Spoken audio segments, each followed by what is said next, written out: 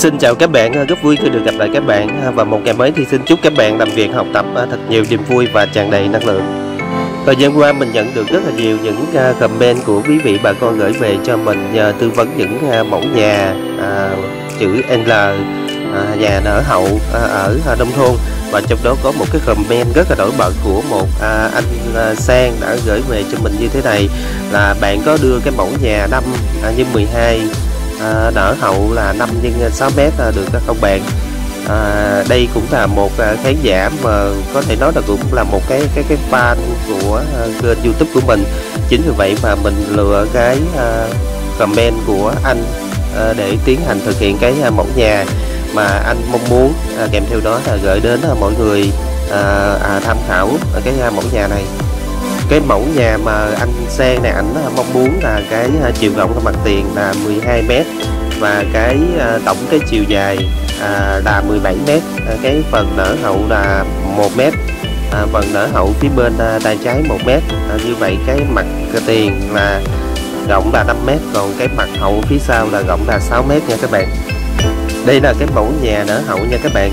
Mẫu nhà nở hậu cũng được xem là một mẫu nhà truyền thống ở nông thôn, vì bà con mình rất là ưa chuộng cái mẫu nhà nở hậu, vì quan niệm theo phong thủy nở hậu để đón may mắn và tài lộc đó các bạn. Nhà cấp 4 nở hậu này được thiết kế rất là đơn giản các bạn. Cái phần công năng nó gồm cái phần sảnh đệm ở phía trước là 1,5 m, phòng khách kim phòng thờ, 2 phòng ngủ, khu vực bếp, phòng ăn và một nhà vệ sinh. Nhà này được thiết kế là một mái nha các bạn, một mái đập tôn xây thùng. Mặt tiền thì cũng được thiết kế rất là đơn giản, cột vuông kẻ chỉ âm thôi nha các bạn. Mục đích của mình là sau khi hoàn thành xong bất kỳ một cái mẫu nhà này, sao cho nó tiết kiệm nhất, nó đơn giản nhất, nhưng mà nó vẫn có những cái điểm nhấn giúp nổi bật cái mặt tiền và thu hút ánh nhìn của nhiều người hơn. Đối với cái mẫu nhà này thì mình không sử dụng cái phần ốp gạch mặt tiền cũng giống như là ốp gạch ở phía bên trong nội thất, mà mình sẽ trang trí bằng những cái chỉ, những cái gòn âm nha các bạn. Cái phần sảnh thì được đúc bê tông, từ cái phần sảnh trở ra phía sau là lợp tôn một mái. Mình sẽ đi từ dưới lên trên để cho các bạn dễ hình dung cái mẫu nhà này. Chiều cao nền là 5 bậc tam cấp, tổng chiều cao nền là 750. Cái thân nhà là cao 3,6 m nha các bạn, còn cái phần mái là cao 1,5 m. Cái diện tích xây dựng của cái nhà này là cái tổng là 90 m² nha các bạn. Cái phần nở hậu là 5 m, còn cái phần nhà chính đó chính là 85 m. Tổng diện tích xây dựng là 90 m². Như vậy cái nhà cấp 4 này thì cái phần chi phí của nó được khoảng 4 triệu 1 m² nha các bạn. Như vậy mình 90 mà mình nhân cho 4 triệu, 4 triệu thì tổng chi phí của cái nhà này nó tầm khoảng là 360 triệu nha các bạn. Như vậy là với cái mẫu nhà 360 triệu thì mình sẽ làm được những gì? Bây giờ là mình sẽ đi tìm hiểu và phân tích nha các bạn. Về cái phần gạch nền đó thì mình sẽ chọn cho gia chủ này là gạch nền 80-80, bóng kính vân chả đá maple. Còn cái phần cửa thì cửa chính thì sẽ được chọn là cửa nhôm sinh pha màu trắng. Còn cái cửa phòng thì vẫn là cửa nhôm, nhưng mà cửa nhôm thường hệ 1000 thôi nha các bạn. Còn cái phần cửa sổ cũng là cửa nhôm hệ 1000. Nhà này không có ốp gạch cao nha các bạn, vì cái chi phí là rất là hạn chế, chính vì vậy mà không ốp gạch. Và nếu gia chủ mình muốn ốp gạch thì mình chỉ ốp tại những cái vị trí để tạo cái điểm nhấn và tại những cái vị trí nó cần thiết thôi, như là cái khu vực bếp và cái nhà vệ sinh thôi nha các bạn.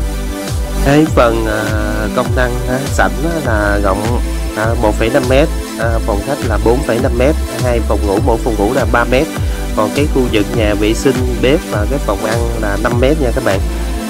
Nhà này được thiết kế đầy đủ công năng, có thể nói rất là rộng thoáng, việc lưu thông gió và ánh sáng rất tốt.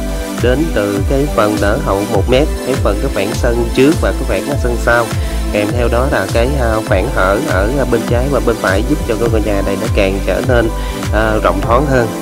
Với cái mẫu nhà này, nếu mà kinh phí của cái gia chủ mình cao hơn một chút xíu nữa thì mình có thể là chọn cái phương án mái bằng đúc bê tông. nha các bạn. Còn còn cái trường hợp của mình là kinh phí của mình hạn hẹp thì mình mới tiến hành đập tôn. Về cái chiều cao nền là 750 thì nó khá là cao phải không các bạn?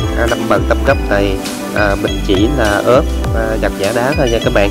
Còn trong cái trường hợp mà nếu kinh phí của mình cao hơn nữa thì mình mới tiến hành ốp đá hoa cương thì nó quá đẹp quá sang phải không các bạn?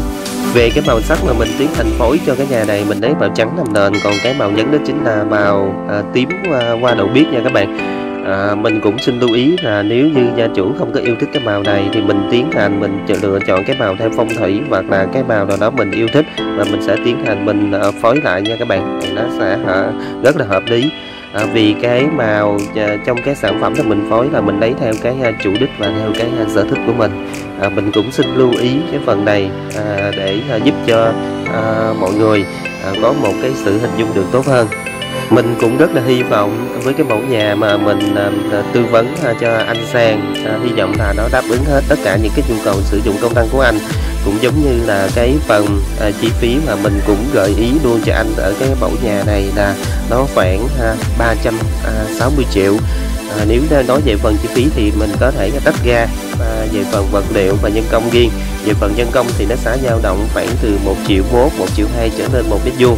Còn về hoàn thiện vật liệu và nhân công của cái mẫu nhà này thì nó dao động là khoảng 4 triệu 1 mét vuông. Như vậy tổng cái kinh phí vật liệu và nhân công là nó khoảng 360 triệu. Trong những cái sản phẩm gần đây của mình thì mình thường hay thiết kế cái chiều cao nền đó là 5 bậc tam cấp các bạn.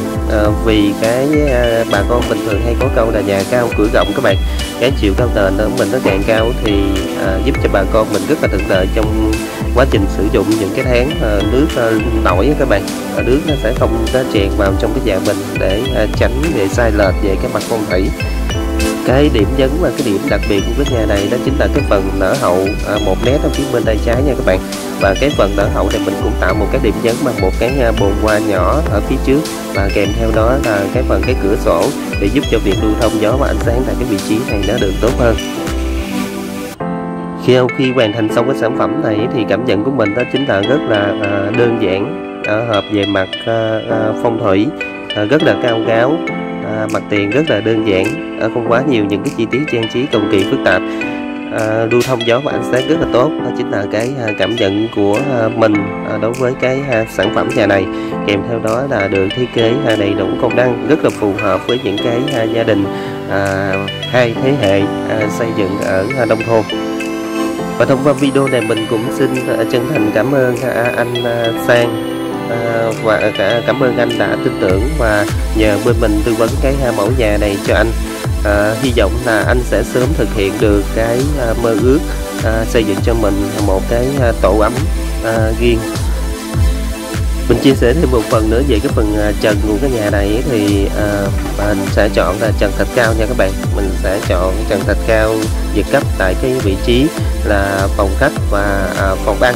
Còn tại những cái vị trí mà phòng ngủ thì mình sẽ chọn trần thạch cao phẳng thôi, nhằm giúp cho gia chủ này tiết kiệm cái chi phí phần trần thạch cao, nhưng mà nó vẫn hoàn chỉnh cái phần trần này, giúp cho ngôi nhà mình nó trở nên cứng cáp hơn, sang trọng hơn và mát mẻ hơn nha các bạn. Hy vọng thông qua cái video mà mình chia sẻ mẫu nhà nở hậu với chiều rộng mặt tiền là 5 m, chiều dài là 17 m, gửi đến bà con cô chú bác và anh chị có thêm một cái mẫu nhà nở hậu truyền thống ở nông thôn nữa để mình lựa chọn tham khảo trước khi xây dựng cho mình một ngôi nhà với mơ ước. Và video của mình đến đây là xin kết thúc, và bây giờ xin nói lời chào tạm biệt và hẹn gặp lại các bạn ở những video lần sau. Nếu quý vị bà con cô chú bác và anh chị mình có trở ngại hay khó khăn gì về cái mẫu nhà này, xin mạnh dạn để lại cái comment bên dưới thì mình sẽ tư vấn cho mọi người thêm. Vì trong khuôn khổ một cái video như thế này thì mình cũng chưa có thể bộc bạch hết và trình bày hết, giống như là phân tích hết cho mọi người hiểu hơn về cái mẫu nhà này. Mình xin chân thành cảm ơn rất nhiều. Và bây giờ xin mời các bạn cùng nhìn ngắm lại một lần nữa vẻ đẹp kiến trúc của cái mẫu nhà nở hậu truyền thống ở nông thôn này nhé.